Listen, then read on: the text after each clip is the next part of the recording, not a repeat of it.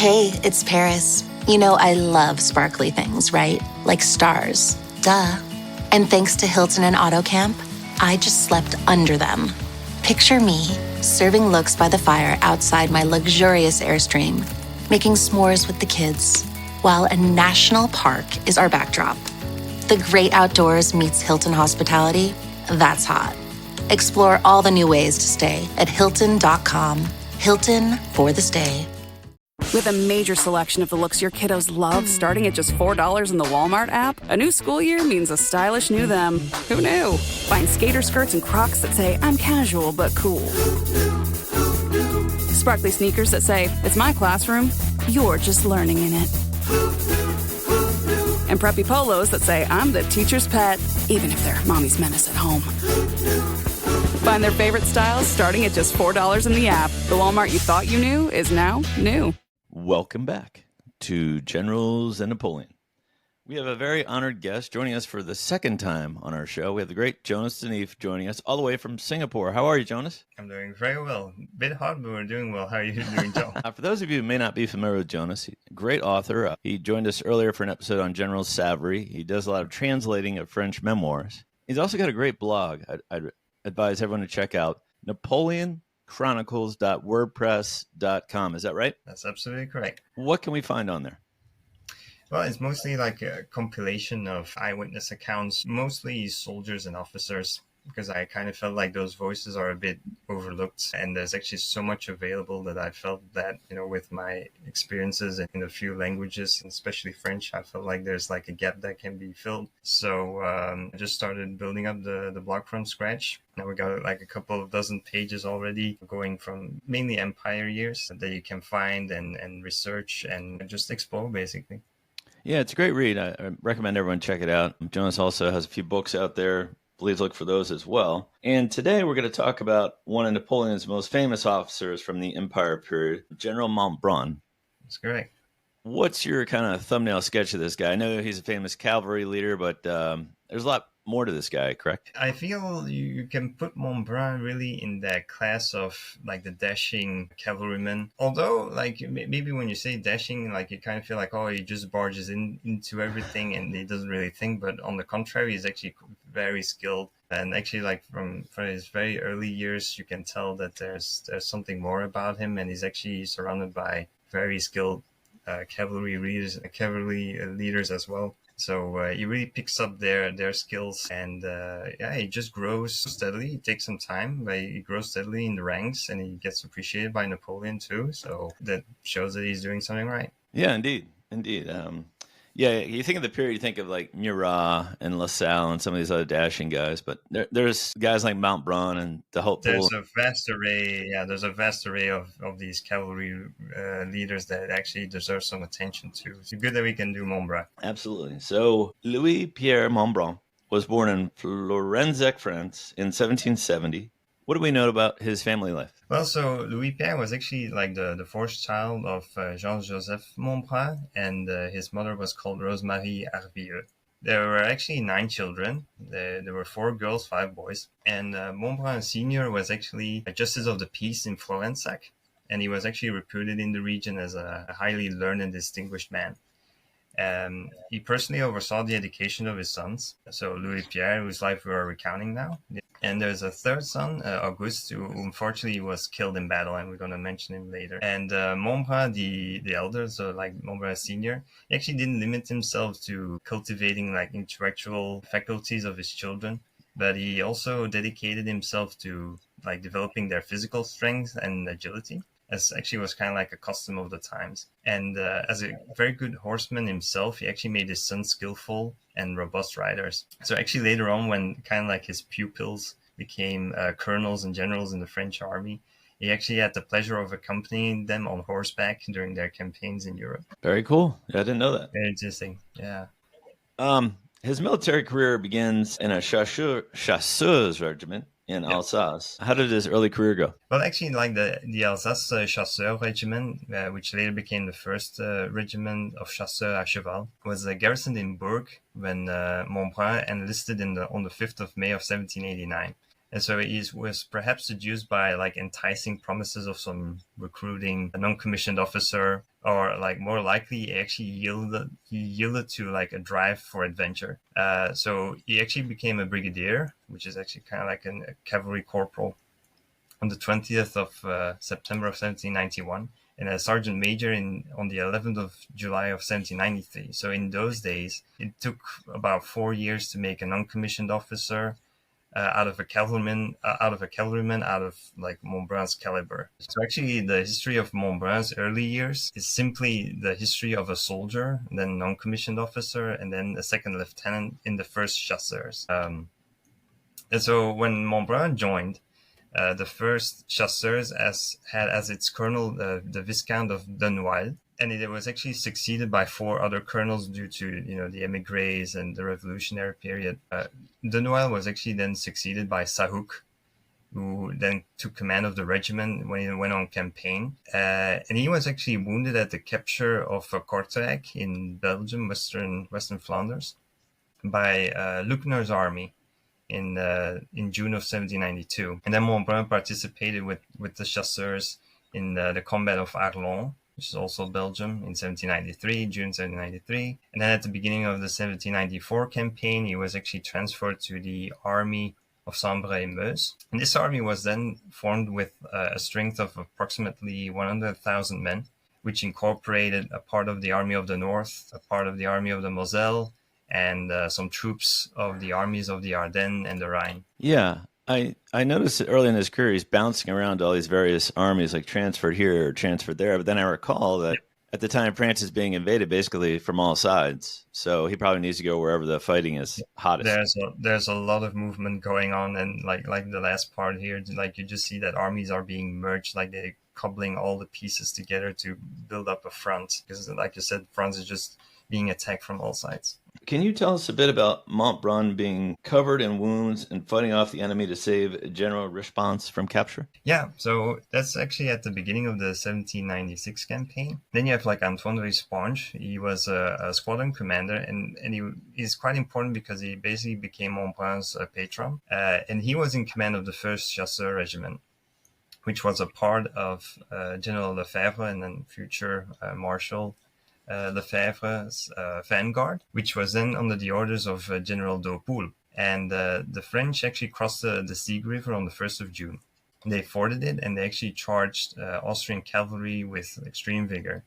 And they drove them back into the village of Hennef, and they inflicted even more considerable losses. And then on the 4th, the French actually routed the enemy outpost at Willendorf, where also further combat ensued. And the regiment actually had to rally to Haupoul's cavalry forces. And there was like a 2-hour melee where, the Austrians were then eventually put into a complete rout. They lost 3,000 prisoners, or 4 flags captured, 12 guns. Quite a result. And it was actually there that Richemont was seriously wounded, but he put his arm in a sling. He was covered in blood. He didn't want to leave the fight. Eventually, his horse gets killed, and then despite that, the injury from a fall, he leaps onto the horse of a chasseur, and he still remains at the head of his regiment. And then actually after the combat, after like an unanimous request of the regiment, Richemont was appointed general of brigade on the battlefield by General Kléber, basically bypassing the rank of colonel. So it actually took a decree of the French Convention, who was in power then, to actually authorize generals-in-chief to make such appointments in exceptional cases. So, and it's quite important because like once Richemont became a general, he actually chose then Second Lieutenant Montbrun as his aide-de-camp. And from then on, you tend to see that there's like an appreciation for Montbrun's intelligence and his bravery. It wouldn't take long, for Montbrun to showcase like a striking proof of courage, because then on the 15th of June, there's actually an engagement at Wetzlar, where there are 6 Austrian squadrons and 4 battalions attacking Lefebvre's vanguard. And there, Richemont also protected the retreat of these troops with repeated charges. And even like despite like the overwhelming numerical superiority of the enemy. So only with 4 squadrons, he breaks through Austrian cuirassiers. He drives them back in disorder. He repeats charges 4 times over. And that actually gives Lefebvre's infantry the time to reform. And then you have like the case at the Battle of Ukreth on the 19th. You have Richepange and Ney first routing like an initial line of squadrons, but then they encountered like the bulk of the Austrian cavalry and they are forced to retreat after a fierce fight. But Ney and Richepange, they distinguished themselves again, just by the vigor of these attacks and these assaults. And they actually pursue until a battle that takes place at Friedberg on the 10th of July. And there, finally, like matters come to a close at a place called Altendorf, and the battle actually gets mentioned, because it was that important, as it was mentioned in the Moniteur, based on a report by Kléber once again. So, like you see that Montbrun is like surrounded by these names that will, make a head of themselves, basically. Yeah, famous names soon to come. Well, he's made full lieutenant. Montbrun not long afterwards, then captain in 1797. And again, he bounces around different army fronts for the next few years. But in October 1799, he leads a successful attack on a bridge near Frankfurt. And less than a week later, he's wounded by 2 saber blows in another battle. So what happens here? Like remaining on the Rhine frontier during Massena's campaign in Switzerland at the time, the 1st Chasseur Regiment actually found itself part of a small army of the Rhine at the end of 1799. And it was actually tasked with the retaking of Mannheim and Philipsburg. But it was actually too small to accomplish that mission. So Ney, future Marshal Ney, was in command of the army while awaiting Lecourbe's arrival. But he actually crossed the Rhine anyway, and he vigorously attacked the enemy. So in an engagement that took place on the 5th of October, which actually resulted of the capture of the bridgehead, you actually have Montbrun being sighted again, and he was actually appointed squadron commander on the battlefield by the general-in-chief. Then you have a few days later, on the 12th of October, with Montbrun being sighted again after the combat of Gross-Gerau, where he then, like you said, was wounded by 2 saber blows, one to the face, unfortunately, and the other one to his left arm. You had also General d'Aupoul, who stood in reserve with 2 Carabinier regiments and the 6th Cavalry Regiment.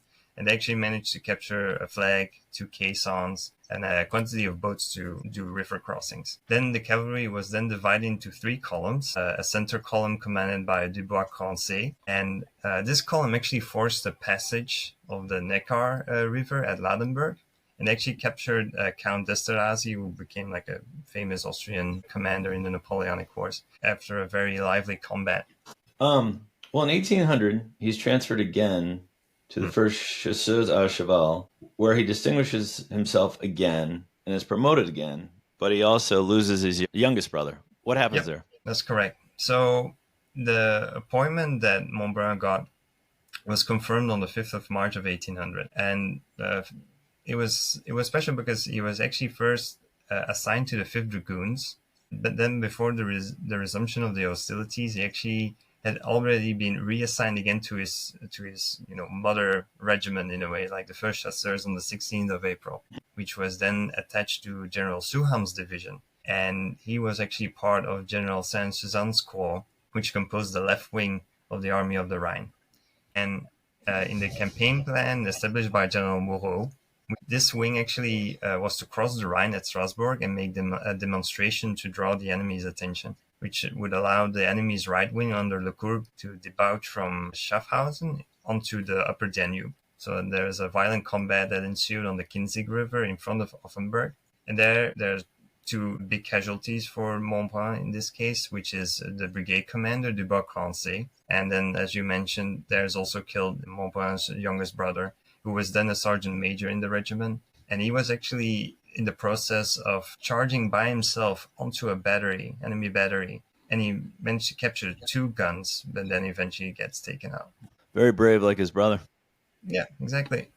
Well, Montbrun also plays a role in the pivotal victory over the Austrians at the huge Battle of Hohenlinden. Is this when he first shows up on Napoleon's radar? In a way. And it's actually linked to like a brilliant and decisive part that was played by Richepange during the victory of Hohenlinden in December of 1800. And its principal merit belongs to kind of like to his audacity and his decisiveness. Because Richepange actually had received more or less precise order from Moreau to fall upon the Austrian flank column It actually was to follow the main road to Munich, and he was actually to attempt to cut a column in two, while then Grouchy and Ney would attack it head-on, one from the right and the other one from the left of that road. And Richeprance actually sets out in the morning of the 3rd via very poor roads. And he himself actually soon gets cut off himself from his 3rd Brigade by an Austrian column under the command of the Austrian General Riesch.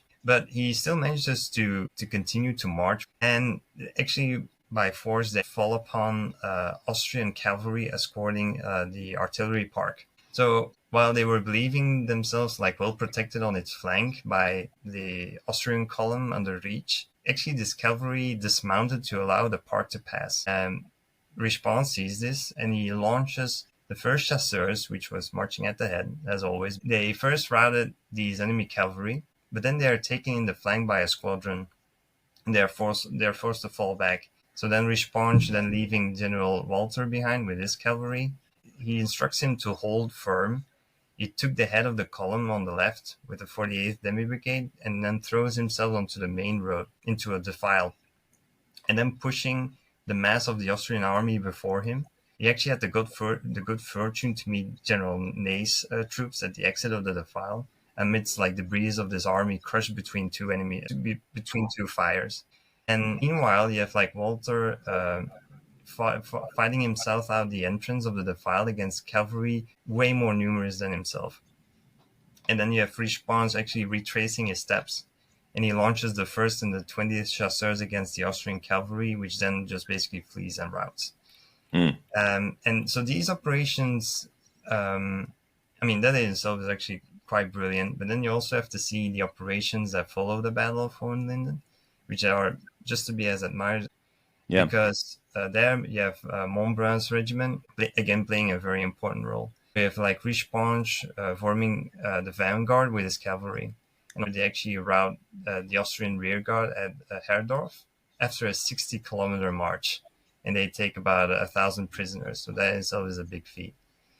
Then the French actually reach Archduke John, who was stationed at Schwanstadt. And he actually wished to stand firm with 4,000 cavalrymen. And they kill, wound, and capture over 1,200 men again. Yeah. Then by the next day, these same regiments take another 1,200 prisoners at Lambach. And then actually Richeprance was actually preparing to march on Steyr, when actually the armistice, which was concluded on the 25th of December, basically ends the war. So they actually managed to capture 80 leagues of territory in 22 days. Yeah, it's really impressive campaign by Moreau and his other generals. Yeah, for sure. Like you said, for Moreau, he's actually reaching the pinnacle of his glory. Richeprance also puts himself in the forefront.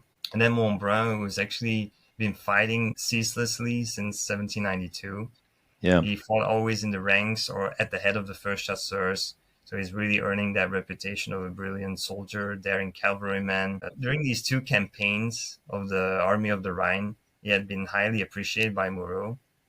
And they actually became friends after the peace. But then in the eyes of Bonaparte, Napoleon, he would actually carry that association with Moreau, despite those brilliant services. It's not necessarily a good thing. I know MacDonald and even Ney, were friendly with Moreau, and that's Napoleon's main rival, so that's not always a good thing. Not always a good thing. But then fortunately for Montbrun, he's not really subjected that much to any kind of disgrace, and he actually manages to find some moments of favor. And it usually happens in Napoleon's case, it usually happens with men that are he has a fondness for men of action. So LaSalle also falls under that category, Rapp, Ney.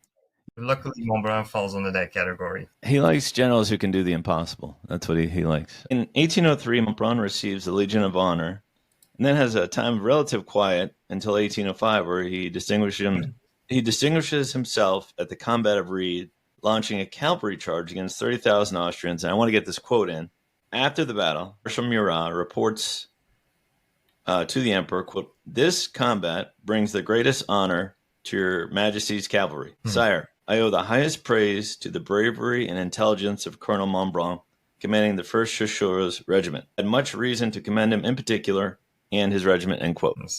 That's entirely correct. So in this period, the first chasseurs are actually attached to General Beaumont's Dragoon Division. And Montbrun, with his regiment, actually formed the extreme point of the vanguard. And he pushed before him Austrian troops that came out of Braunau. So you already have, like, on the 29th of October at the Muldorf Bridge, he actually accelerates the enemy's retreat. And they don't seem to hold on anywhere. Like, it's basically that brilliant of a charge. But then suddenly, before they reach Ried on the evening of the 30th, he encounters the rearguard of a corps of 6,000 men drawn up in battle formation.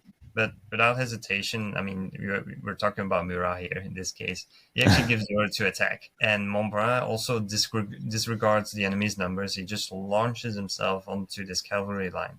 And so they are astonished by the sudden and the vigorousness of the assault. They try to hold on, but they basically have to flee in disorder to the heights overlooking Ried. And there it actually rallies to protect the retreat of the infantry. They're also unfortunately entering a defile, which was located behind the town. And the first chasseurs, they are supported by the dragoons of Beaumont's division, and they enter pell-mell with the Austrians. So their infantry, in turn, protected by the cavalry with its fire, right? And then you have a few squadrons of dragoons that dismount, and they actually engage this infantry, and they deploy as skirmishers. And that's one of their tasks that they can do. Then you have Montbrun as well, with repeated charges, continuing to push the cavalry into the defile. So 500 men are taken prisoner, and the rest basically flees. Here I want to quote General Beaumont in a report that he wrote, and he said, "Colonel Montbrun deserves the highest praise. This officer, as intelligent as he is brave, possesses all the qualities necessary for a commander of the vanguard."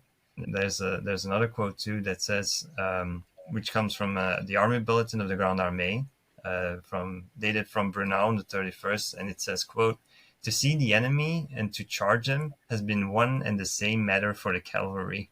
Colonel Montbrun has covered himself in glory." Yeah, if you make the dispatches or the Napoleon's, which are read in all the churches and towns in France, I mean, that's pretty awesome to have your name in there.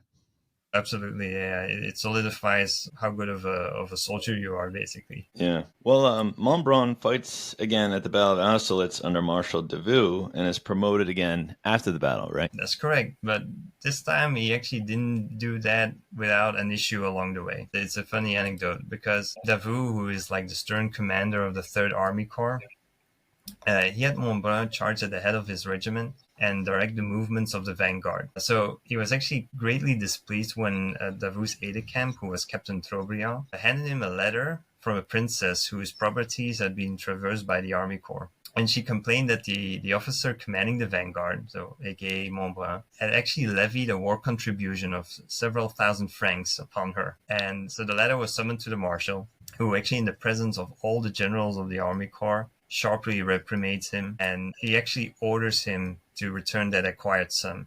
And with that, he also adds the quote, "If I had 2 men like you in my Army Corps, I would have one of them shot." But basically, without flinching, Montbrun firmly maintained that the accusation was untrue. But, I mean, the complaint was formal, and Montbrun is actually finding himself in a difficult situation. But then comes the major of the 1st Chasseur Regiment, who is basically the second in command, declaring that he alone was guilty. So yeah, in other words, he basically wants to take the blame for Montbrun. The major actually gets away with a few days of confinement, but it was actually a strong message. So neither Montbrun and anyone else in Davout's Army Corps at that point dared to levy any contributions until the end of the campaign.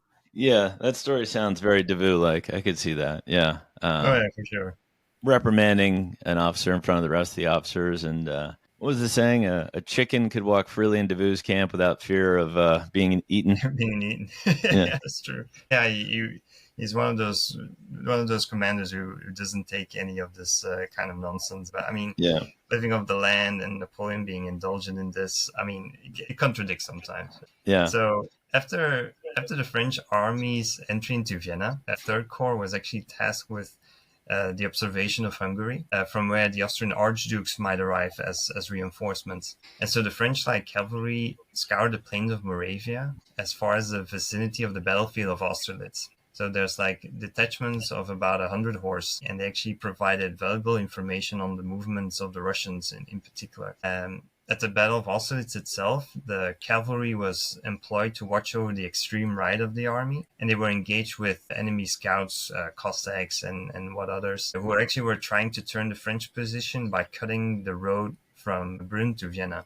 But Montbrun was actually cited for his conduct on that day, and his services were rewarded with the rank of General of Brigade. And then actually barely appointed, our general is actually sent to the Army of Naples by decision of 18th of January in 1806.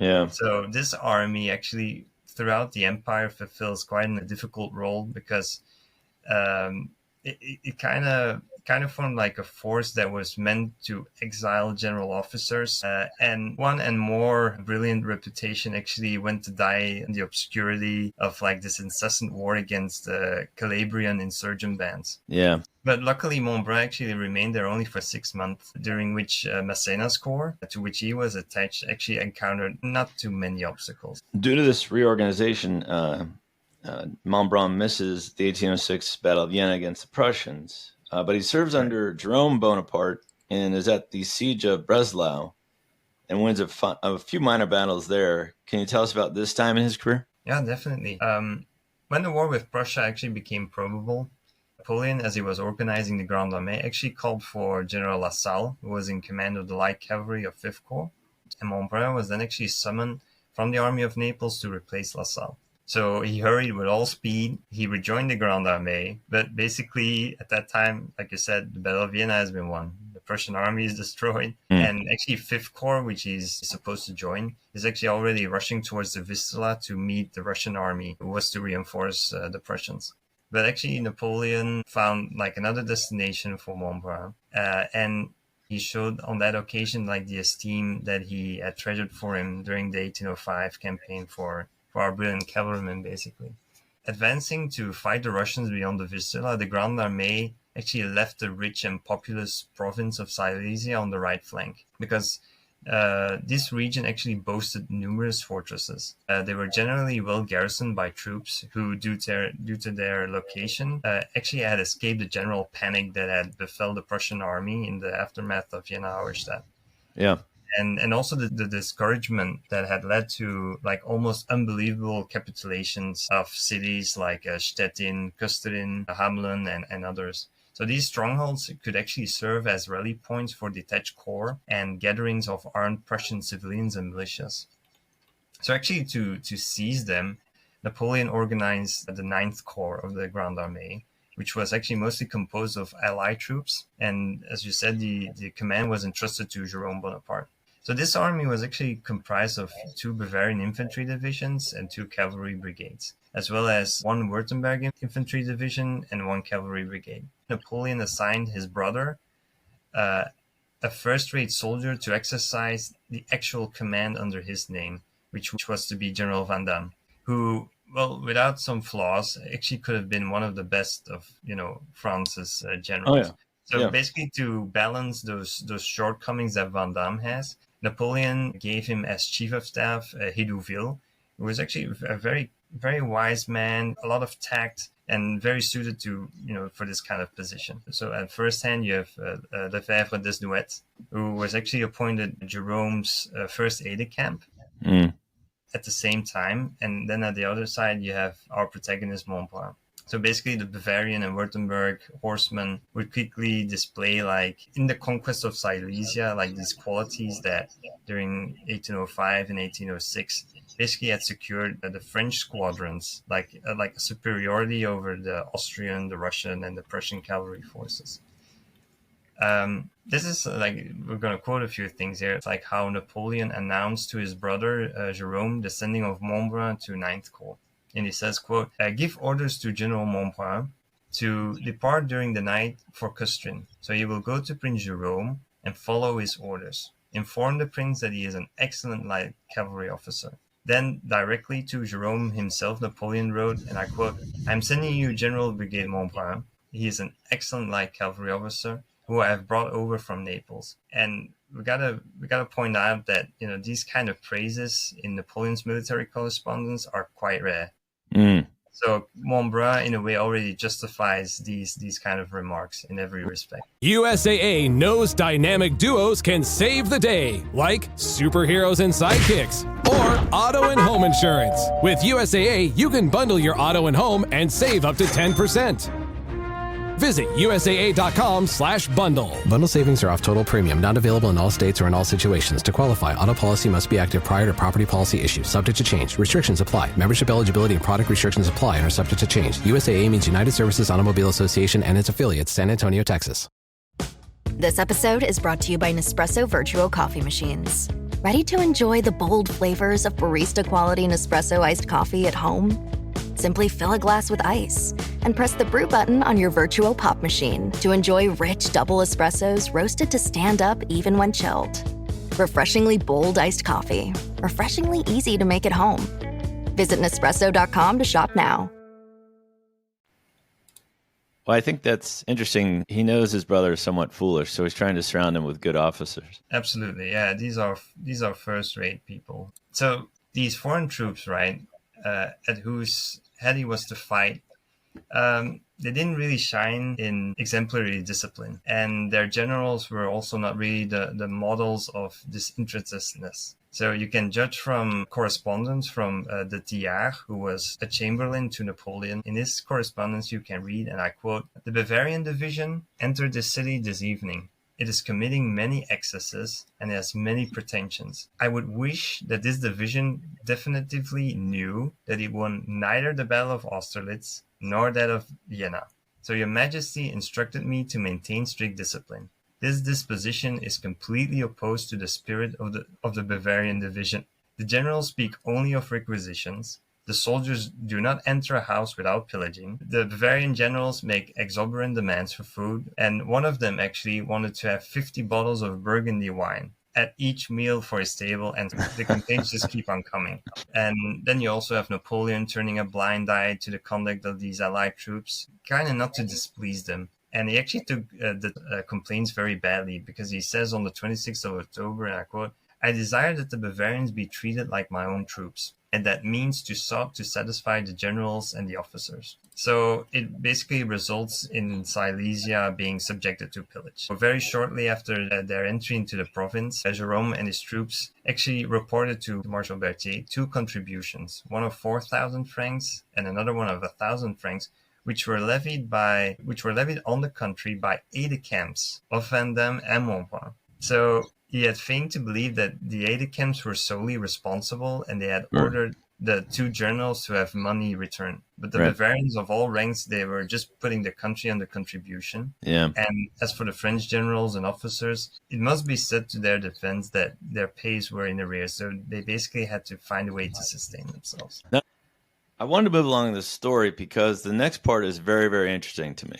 And I'm gonna do all the backstory. In 1808, Montbrun is made Baron of the Empire and is sent to Spain under Marshal Victor, where he commands the light cavalry of First Corps. There's a famous charge that Napoleon kind of directs at Somosierra, where there's an entrenched Spanish artillery battery, and all this cavalry is ordered by Napoleon to take that position, and they do it miraculously. And there's an old saying, victory has many fathers and defeat is an orphan. It seems like in this case, depending on who you talk to, it was the Polish cavalry that won this impossible battle. It was Imperial Guard who won this impossible battle, or it's General Montbrun who won this impossible battle. Can you give us some insight here? It's like you're alluding to, like it's rather curious that, despite the formal assertion of the official bulletin, that the accounts of the Battle of Somosierra from eyewitnesses do not often mention Montbrun. So while the charge of the Polish light horsemen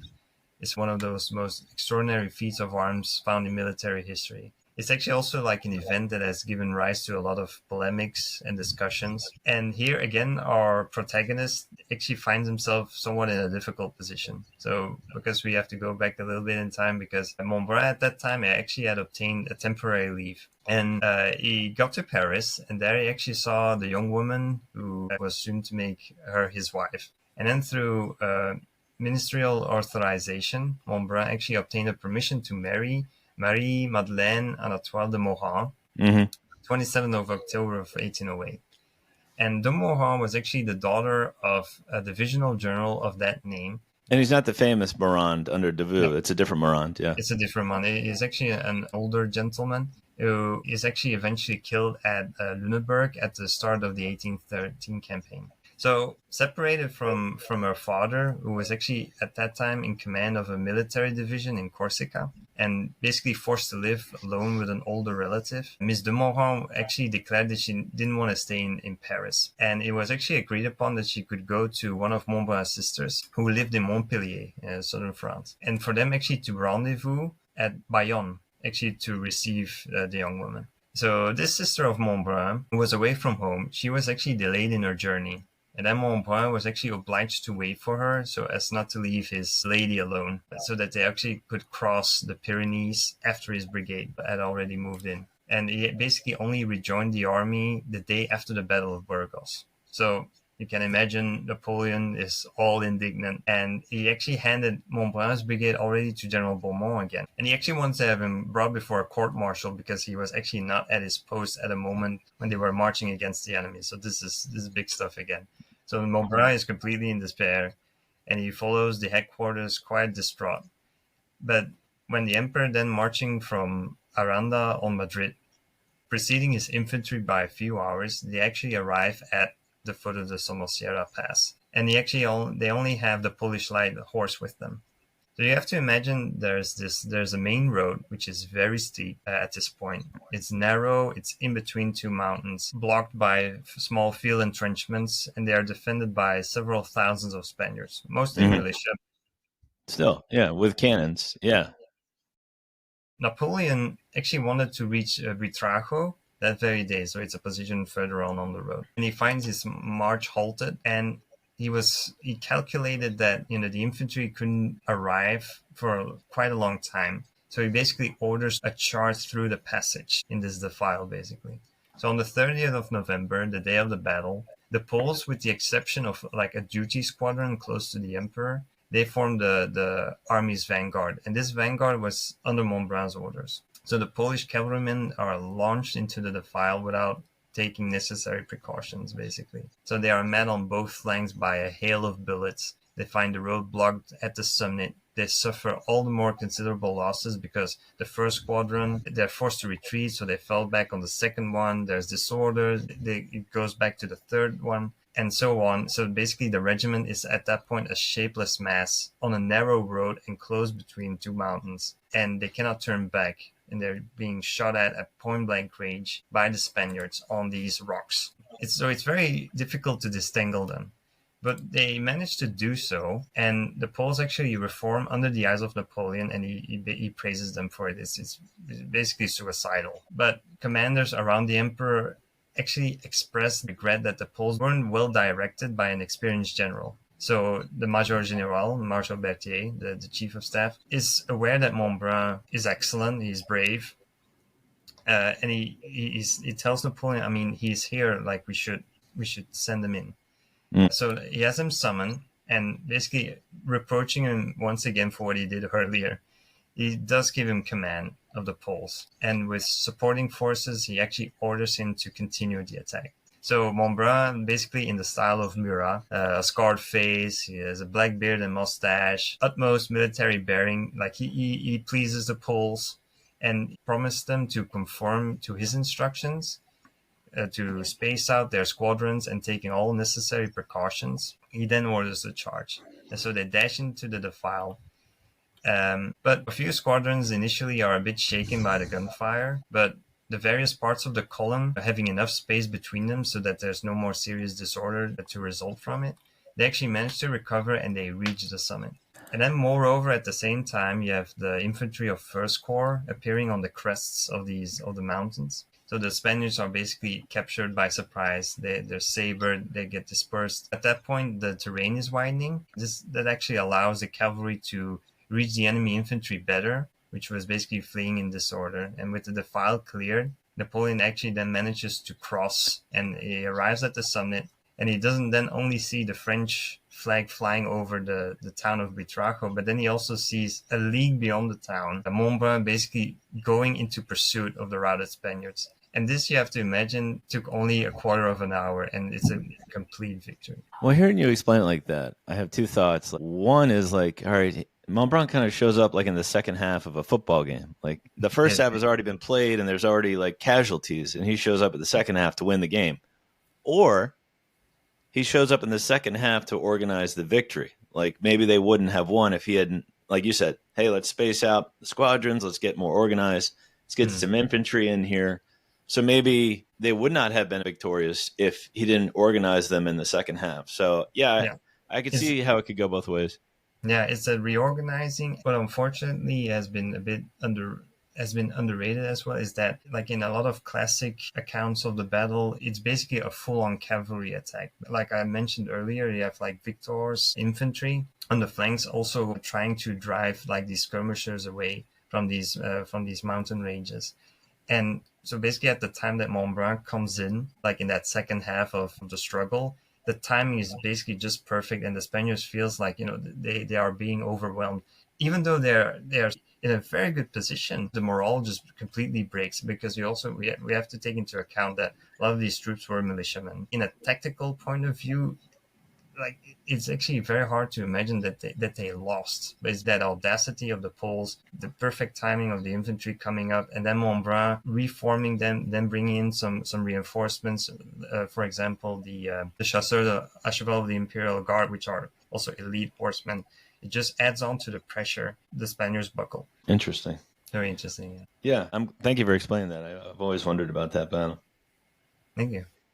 He does get involved again in 1809 against the Austrians, and he serves under Marshal Davout in several battles. What goes on in that campaign? It's also like a very interesting campaign.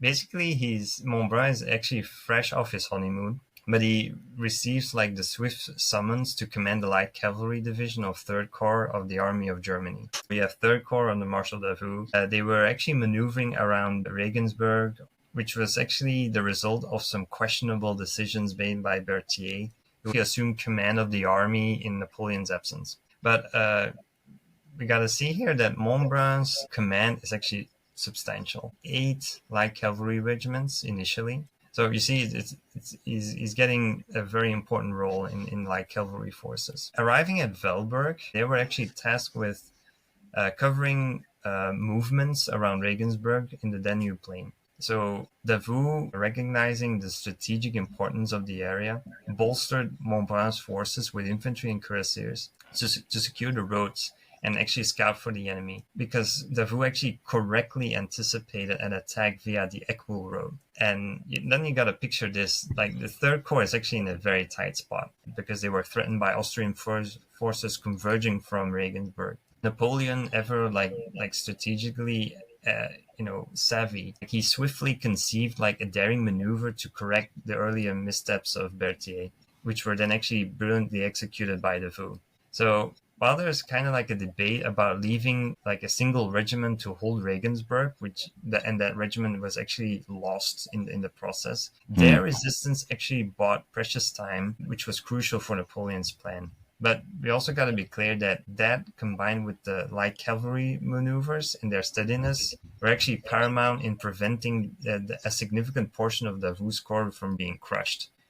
So in the aftermath of leaving the infantry regiment to guard Regensburg, Davout actually deploys his army in 4 parallel columns. So Montbrun's light cavalry regiments, alongside some light infantry and artillery, they actually formed the crucial 4th column on the threatened flank. And their mission is actually to shield the rest of the corps from the advancing Austrian forces, which were moving along the Eckmühl-Regensburg road.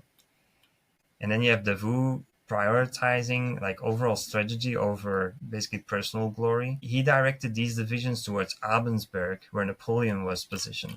But that actually leads into like an inevitable clash, which occurs at Teughenhausen on the 19th of April. And actually, it marks the beginning of a string of French victories.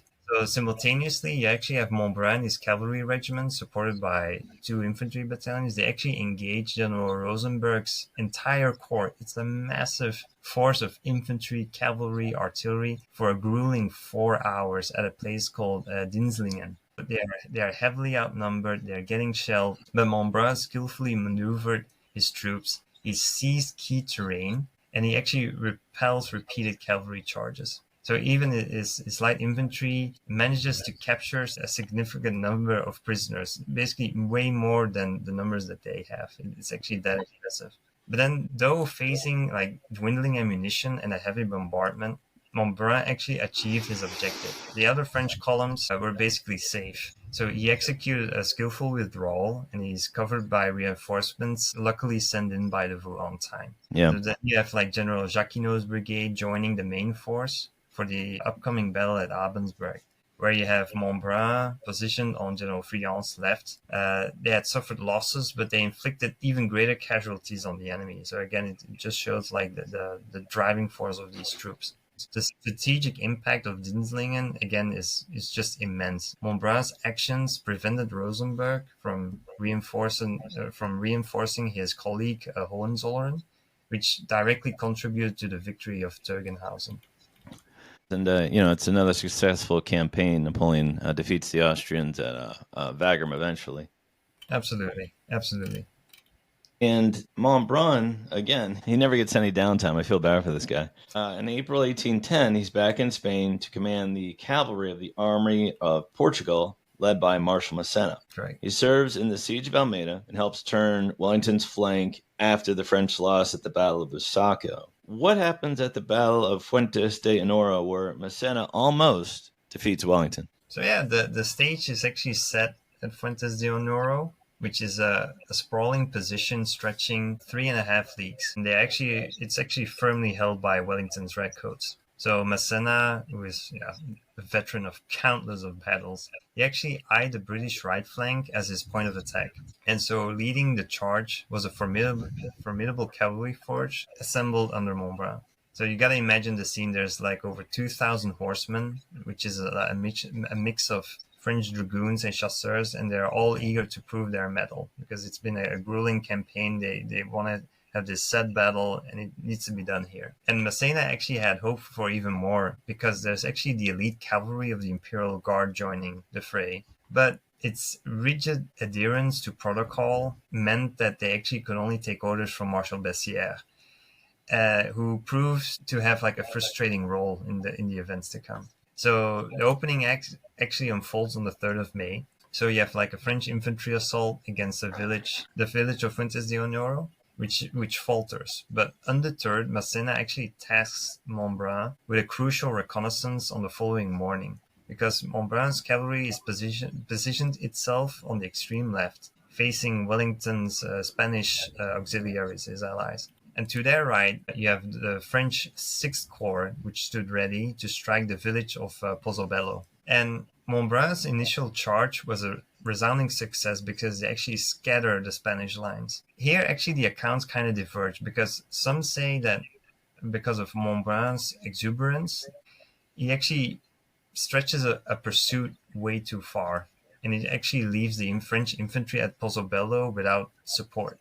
Massena actually himself offered no criticism in his reports because in his official report, he actually lauds Montbrun for his maneuvering, his relentless charges against English cavalry, which were shielded by artillery, and infantry hidden amongst the rocks. And actually for over an hour, Montbrun's men routed squadron after squadron, which is basically like a testament to their discipline and their valor. And then returning from the chase, actually Montbrun found himself facing 2 fresh British cavalry regiments. But then with lightning speed, he unleashes his elite dragoons and he sends them crashing into the enemy, driving them back into their own infantry. Then Bessières comes up at this point because there was a battery that was promised of the Imperial Guard artillery, which was desperately needed. And it was actually within sight, but Bessières, he refuses to release it.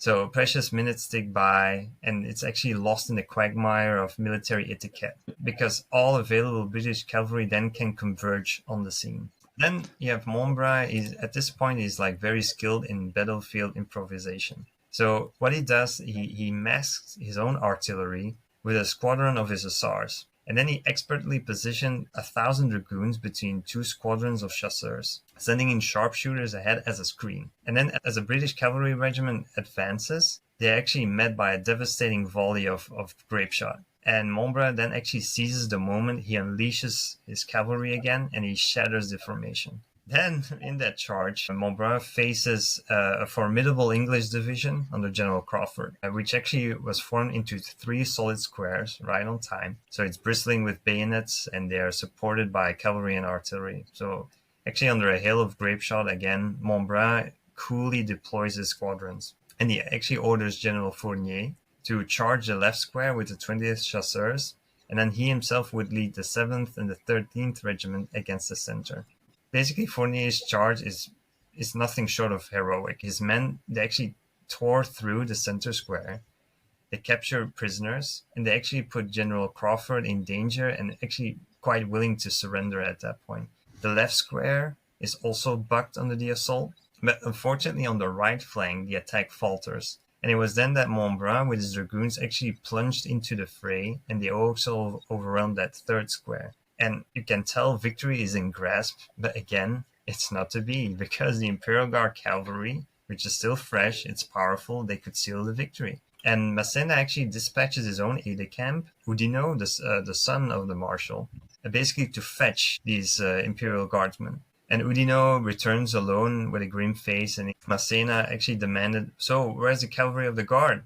And Oudinot says, "Well, Prince, General Lepic declared that he only recognizes the Duke of Istria, which is Bessières, and he will not draw his saber without his order." So the opportunity is just gone. Seizing the disorder caused by Montbrun's is magnificent, but like the unsupported charge, it gives time for the British cavalry to surge forward again, with artillery basically also coming in. Yeah. And they basically liberate all the hundreds of prisoners that they took earlier. And Wellington can then like solidify his infantry positions on the plateau. So basically for 4 long hours, once again, like Montbrun and his wary cavalry at this point, they endure a cannonade, and they desperately await the arrival then of the French 6th Corps, which then also doesn't materialize. So as the evening descends, Montbrun has to withdraw, and his earlier triumph is basically soured by the day's frustrating outcome. Mint is still $15 a month for premium wireless. And if you haven't made the switch yet, here are 15 reasons why you should. 1, it's $15 a month. 2, seriously, it's $15 a month. 3, no big contracts. 4, I use it. 5, my mom uses it. Are you playing me off? That's what's happening, right? Okay, give it a try at mintmobile.com/switch. Upfront payment of $45 for 3-month plan, $15 per month equivalent required. New customer offer first 3 months only. Then full price plan options available. Taxes and fees extra. See mintmobile.com. My cat Freddie loves to be brushed and cuddled. But stirring up his cat allergens meant sneezing and itchy eyes. Then I found Purina One Live Clear. It's cat food that reduced the major allergen and my suffering in as little as 21 days. Now, we feel closer than ever. If you have issues with cat allergens, you really need to try Purina One Live Clear. Try new Purina One Live Clear today. Purina One, a difference from day one. Yeah, it sounds like he almost won the battle by himself. And even Wellington said, if Napoleon had been there, we would have been... Really hung in the balance, for sure. Yeah. This could have turned out very badly for the British. Well, in 1812, Montbrun is back serving under Napoleon for the epic invasion of Russia. Yes. And there's a great story, and again, this could be apocryphal, but who knows, where Montbrun is suffering from gout and is unable to pull his boots on, so he simply rides into battle without his boots. Is this accurate? Well, it's apocryphal, so we're not quite sure if it actually happened, but I mean, I think he will add in to like one of those anecdotes that can fit his character. He almost sounds like Blackbeard the pirate. He just doesn't care. He just goes charging in. It just goes in. Actually, like talking about anecdotes, there's also actually his famed outburst at the Vilnius. And it's actually according to accounts from the 1812 campaign. At that time, you had Murat marching on Vilnius at the head of General Bruyère's light cavalry division. Because you have to know at this point, the Grande Armee, its cavalry reserve is so huge that it's actually composed of 4 corps. And Montbrun is actually given command of the 2nd Corps. And before these huge cavalry forces, right, you actually have the Russians withdrawing after having burned immense amounts of supplies of food and forage. They removed arms and ammunition, and they actually set fire to the bridge over the Villa River. And then you actually have de Ségur, who is one of these eyewitnesses. He actually said that Napoleon wanted to enter Vilnius before the Russians had the time to set fire to those supplies. But the attempt failed, and Napoleon was actually very irritated by with his light cavalry generals. And de Ségur says, and I quote, "He turned on the most active among them, Montbrun, against whom he was wrong to fly into violent threats before numerous witnesses," end quote. And so, yeah, you have like Napoleon indeed wishing to prevent the Russians from burning these supplies. And he actually had charged Montbrun with catching the city by surprise. And he had given him, in that regard, like precise and detailed instructions to do so. He had indicated the routes that he had to take, feigned demonstrations that he had to make to deceive the Russians. Basically, with Montbrun being happy to execute those orders and to have been chosen by him for a mission that he added like a lot of importance to. Montbrun actually hastened to his army corps and he put it in motion. Then you have Murat coming in. He was quite astonished by this movement, and he actually demanded an explanation. And Montbrun actually says, "Well, I'm executing an order from the emperor." And Murat says, well, what order? And Montbrun replies, "Well, I have to arrive in Vilnius before the Russians do." Murat basically flies into a rage, and he actually exclaims that he would take care of the business. But Montbrun obstructed because, he has these specific instructions that he had received from Napoleon himself. You cannot just disregard them, right? And Montbrun, over past cases that he had with the emperor, he kind of fears him. But the King of Naples says, "Oh, what the devil does he care, right? Provided that the thing is done, everything will be fine." So in short, basically Murat leaves Montbrun behind, and he placed himself at the head of Brière's division. And he actually arrived in Vilnius only to see the Russian stores already burning. So again, Napoleon is furious. Yeah. And he catches sight of Montbrun at the head of his army corps, and he rushes at him, berates him once again with violence, and he basically threatens to send him to the rear of the army as an example, and basically calling him a good for nothing. And Montbrun, he wants to come in, but Napoleon silences him several times, provoking Murat basically to give him this angry face, like this gaze of like, you basically have to keep it down for now, right? Like we've done enough. Onto which Montbrun, basically he loses it. He draws his sword, he takes it by the tip, he throws it over his shoulder, and he basically says, "You can all go to hell." And he returns to his tent, and he actually waits to be arrested. Napoleon, he took it. He's pale with anger, and he's surprised, but he doesn't really say anything. And all the witnesses of the scene actually believe that, this is court-martial material, or at least he's going to get imprisoned. Yeah. Or he's getting dismissed. But actually nothing of the sort happens. Like, there are a lot of witnesses to it, but the whole affair is actually hushed up. And I think there, like, Murat comes in. He probably has confessed in truth what had happened to his mighty brother-in-law. And Montbrun actually can retain the command of his army corps. Yeah, and it seems to me like Napoleon was an artillery guy. He wasn't a cavalry guy. And I know cavalry commanders get really upset when whether it's an infantry general or an artillery general, tell them what to do, because cavalry is all about timing, and you have to just time it just right. So you got to be quick. So I think that's why they get upset when, even if it's Napoleon giving them orders, like, look, I know how to handle my cavalry. For sure. And, we got to admit too, like, in this, the cavalry leaders is basically like an all-star group of dashing personalities, even though maybe at this time, like, LaSalle is already dead at this time. But, yeah. I mean, again, we're talking about Montbrun, like, you have Brière, you have Nansouty, is also not the easiest of cavalry commanders to deal with.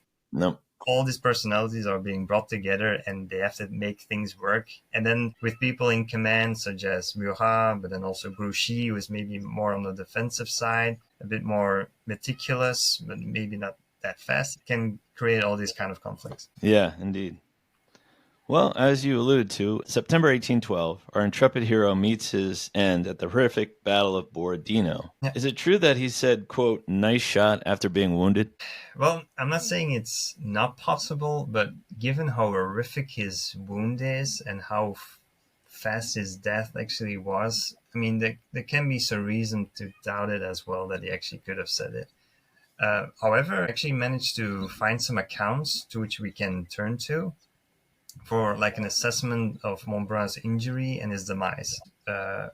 First account that I have is from Baron Larrey's memoirs, and from those I quote, 2 or 3 hours had elapsed since the commencement of the Battle of Borodino, when I was called to the assistance of General Montbrun, who was the commander of one of the cavalry corps, who was mortally wounded. It was requisite that his wound should be dressed on the spot where it was received, because the loins were traversed from side to side by a projectile. Little could be done. Death was certain, and it was not far distant. I applied dressings and caused this general to be conveyed to a small village in the vicinity, where he died a few hours subsequently. During the dressing of this wound, my situation was one of very great peril. Some horses which stood behind us were killed by a cannonball. So it shows the viciousness of this battle.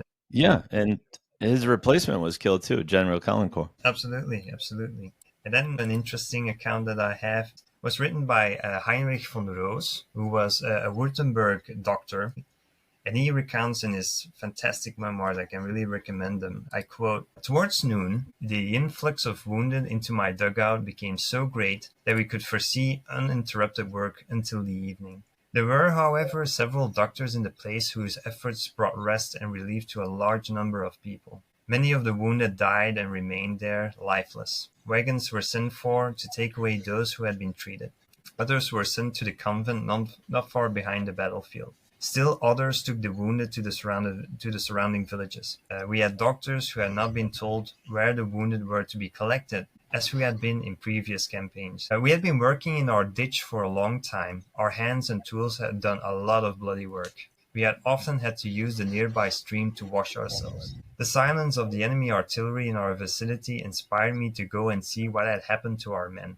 I found that they had altered their position in a way that made me augur well for the remainder of the combat. All along the line, the fusillade, the cannonade, the shouts, the frantic running of orderly officers were still going on. A few bullets were even falling in the area where I was standing. But then less than 30 paces to my left, I saw the French General of Division Montbrun, a man who we had known for a long time, who we respected and cherished, all of a sudden turning pale and fall from his horse. I rushed towards him to help him, but I was not the first to do so, because 2 French doctors were even closer than I was. We saw that a piece of shrapnel had mortally wounded him in the stomach area.